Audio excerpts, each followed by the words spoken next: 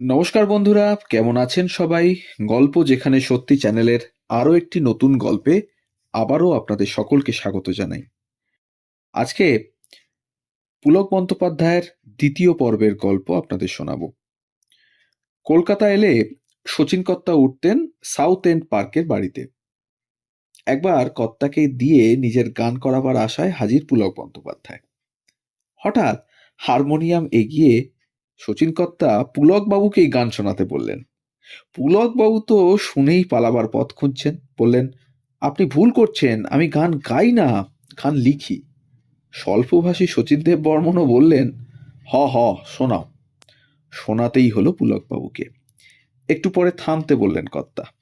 বললেন, তোমার হবে রে ভাই, তোমার হবে। আমি এতক্ষণ তোমার পরীক্ষা নিচ্ছিলাম, তোমার সুরবোধ কেমন।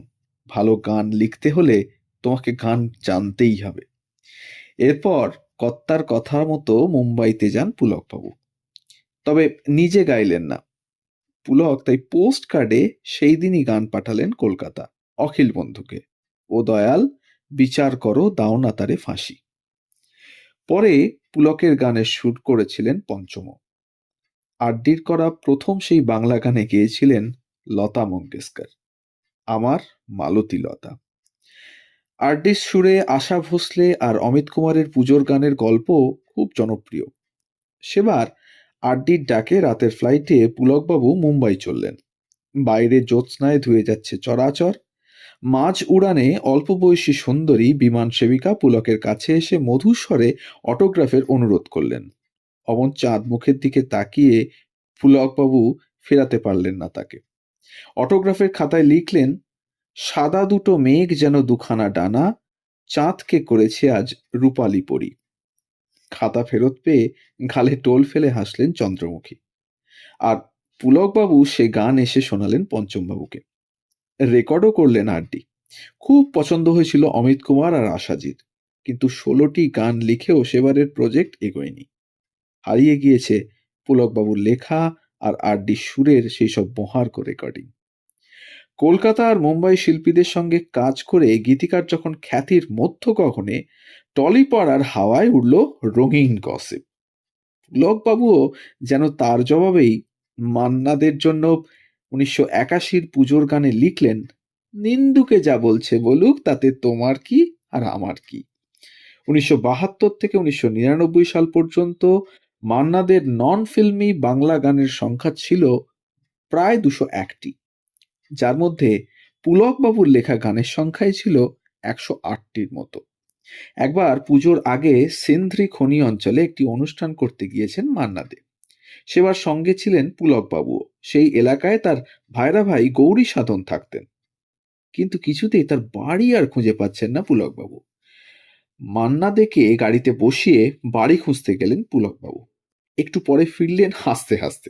বললেন, মান্নাদা, আপনার পুজোর গান তৈরি হয়ে গেছে। মান্না দে তো খুব অবাক।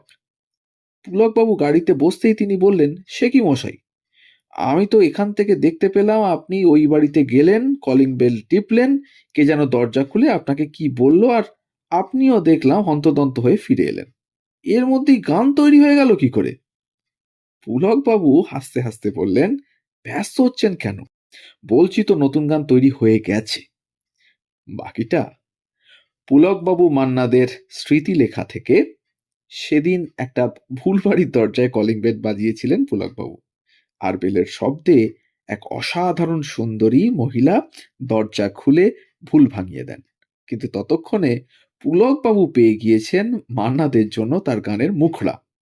আর লিখে ফেলেন, ও কেন এত সুন্দরী হলো, এমনি করে ফিরে তাকালো, দেখে তো আমি মুগ্ধ হবই, আমি তো মানুষ। এই গানটি এমনভাবেই সুন্দরী বিমান সেবিকাকে দেখে প্লেনের উইন্ডো সিটে বসে ন্যাপকিনেই লিখে ফেলেছিলেন, ও চাঁদ, সামলে রেখো জোছনাকে। চলকানো রাত পার্টির লাজুক সুন্দরীর কান থেকে পড়ে যাওয়া ঝুমকো কুড়িয়ে ফেরত দিতে দিতে লিখেছিলেন মান্নাদের মহার্ঘ গান, জড়োয়ার ঝুমকো থেকে একটা মতি ঝরে পড়েছে। এসব গানের কথা আজও বাঙালি শ্রোতার মনে মর্মে মর্মে গাঁথা। সেবার স্কটিশের বাইরে সরস্বতী পুজো, মানে যেহেতু এটা খ্রিশ্চান মিশনারি কলেজ, তাই এখানে মূর্তি পুজো হয় না, তাই কলেজের বাইরেই পুজো হয়। পুলকবাবু তখন ছাত্র, আর হেমন্তবাবুকে নিয়ে আসার কথা চলছে। আমন্ত্রণ করতে গেলেন পুলকবাবু। হেমন্তবাবু বললেন, 50 টাকা করে নিই, তুমি 40 দিও। পুলকবাবু দর করলেন, বললেন 35। বন্ধুত্বের জন্য সহাস্যে তাতেই রাজি হেমন্ত কুমার। গেয়েছিলেন নতুন রেকর্ডের গান, কোনো এক গাঁয়ের বধূ। মান্নাদের জন্য সব থেকে বেশি গান লিখলেও পুলকবাবুর লেখা হেমন্ত মুখোপাধ্যায়ের গানের সংখ্যাও কম নয়।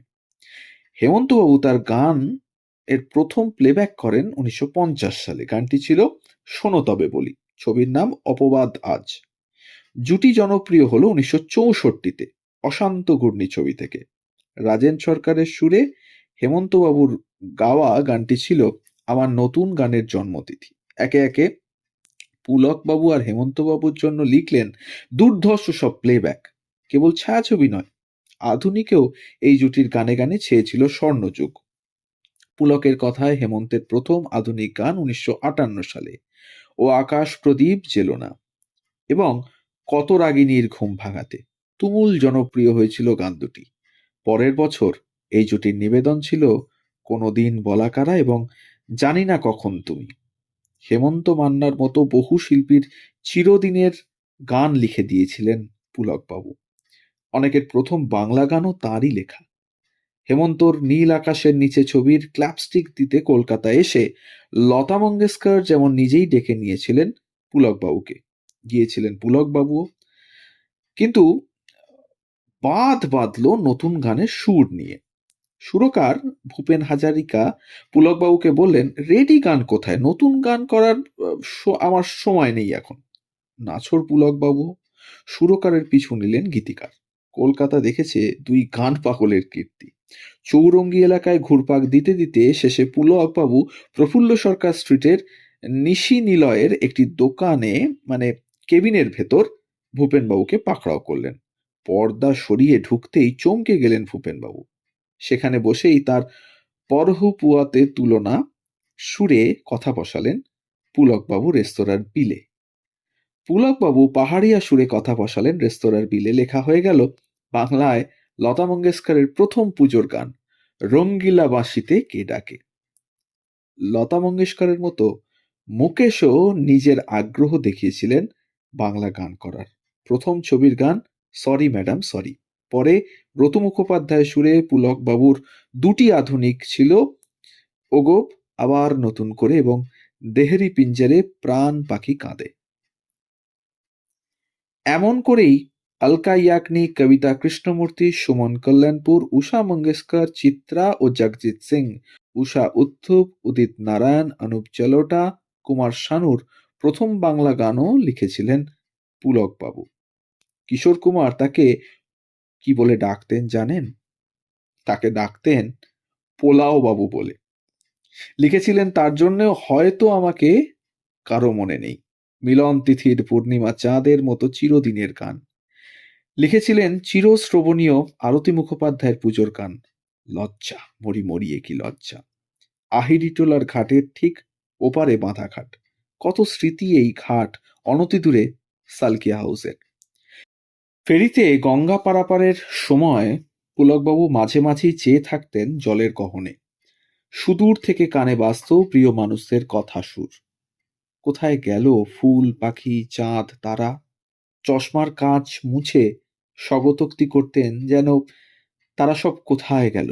বুকটা কেবলই যেন খাঁ খাঁ করত তার।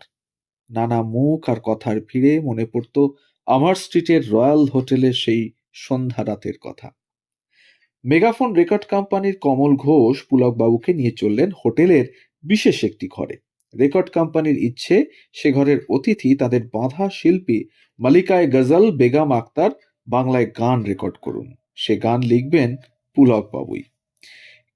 কিমামে ভেজা লালি ঠোঁট, সেই মিঠে নরম ঠোঁটে সফেদ সিগারেট পুড়ছে এবং শূন্যে ধোঁয়া ছেড়ে একসময় মালিকায় গজল তার সঙ্গিনীকে ছলফলিয়ে বললেন, গাও। তার যেমন স্বভাব, একটু পরে নিজেই হারমোনিয়ামের একটা দিক কোলে তুলে সুর লাগালেন মধ্য সপ্তকে। একটু আলাপ, অনতিপর বেহজাত লখনভীর লেখা সে বিখ্যাত গজল দিওয়ানা বানানা হ্যায় তো দিওয়ানা বানা দে। সেলাম জানাতে মেহেদি হাত উঠল ঈষৎ এবং মোহিনী হাসি বিলোলেন গজল সম্রাজ্ঞী বিবি। সুরমা পরা ডাগর চোখের চাহনি আর সুরের সারিন্দায় যেন নেশা ধরল সন্ধে রাতের কলকাতার। খান লিখবেন কি? মুখোমুখি গান শুনে পুলক তো দিওয়ানা। সে সময়ের কথা হচ্ছে, ফৈজাবাদী আক্তারের ততদিনে ঠুংরি গজল দাদরার জন্য দেশ জুড়ে অগণিত দিওয়ানা। পুলকের ঝিমঝিম করছে শরীর, বেগমের ইচ্ছে তার কই না মানে গুলশন গুলশন সুরে হোটেলের মেঝেতে বসে গান লিখতে গিয়ে কলম যেন আর সরছে না। জীবনের প্রান্ত বেলায় এসে স্মৃতির অতল থেকে লিখেছিলেন, ওর হাতের আঙুলে ঝলমল করছে একটা বহুমূল্যবান হিরে, তার দুটি ছিটকে পড়ছে ওর হারমোনিয়াম বাজানোর হাতের আঙুলের নাড়াচাড়ায়। লিখলাম, এ কি আনন্দে দোলে জীবন। আইনি জটিলতায় শেষ পর্যন্ত সে গান রেকর্ড করা হয়নি বেগমের। পুলকবাবু পরে লিখলেন, প্রিয় বেগমের জন্য ফিরায়ে দিও না মোরে শূন্য হাতে। গান রেকর্ডও হলো HMV থেকে জ্ঞানপ্রকাশ ঘোষের সৌজন্যে। বাকিটা কিংবদন্তি। জীবনের জলসাগরে পুলক কি একা হয়ে গিয়েছিলেন? খুব কাছ থেকে যারা দেখেছেন গীতিকারকে তাদের মনে হয়েছে শেষ দিকে পুলকের বেঁচে থাকার ইচ্ছেটাই নাকি ক্রমশ ফুরিয়ে আসছিল। কোনো কিছুতেই যেন আর মনে লাগছিল না পুলকবাবুর। কোনো কিছুতেই মন বসছিল না। কোনো গানই যেন আর স্বর্ণযুগের গান হয়ে উঠছিল না। মনে হচ্ছিল সবই কি মেকানিক্যাল। কেউ কেউ বলেন মানুষটা হতাশা আর অবসাদে ভুগছিলেন। শেষের দিকের গানগুলোও যেন কেমন কেমন ঠেকছিল তার বন্ধু শিল্পীদেরও। পুলকবাবু চলে যাওয়ার পর শোকে কাতর হয়ে পড়েন মান্না দে। শোক জানাতে গিয়ে লিখেও ছিলেন, পুলকবাবুর মতো জীবন রসিক লোক আত্মহত্যা করবে, এটা আমার জীবনের সবচেয়ে অকল্পনীয় অনুভূতিগুলোর মধ্যে একটা। এখন শুধু মনে হচ্ছে, বন্ধু এত বড় ফাঁকি দিলে আমার সঙ্গে ভাগ করে নিলে না তোমার যন্ত্রণা।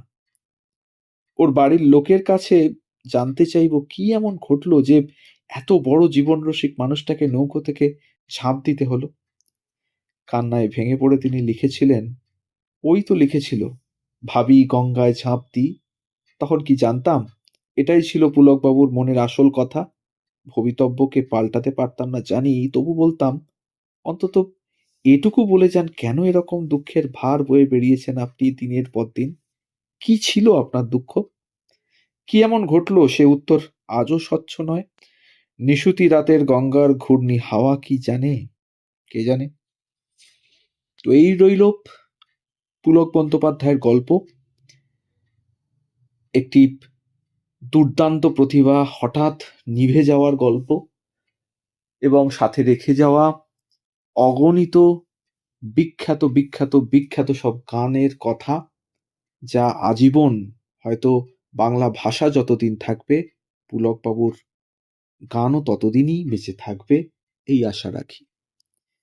আমাদের গল্প যদি ভালো লাগে, আমাদের ইনফরমেশনস যদি ভালো লাগে, তাহলে একটা লাইক, একটা কমেন্ট আর একটু শেয়ার করবেন আমাদের গল্পগুলো। আর অবশ্যই যদি আমাদের চ্যানেলে নতুন হন তাহলে চ্যানেলটিকে সাবস্ক্রাইব করে আর বেল আইকনটিকে প্রেস করে একটু পাশে থাকবেন।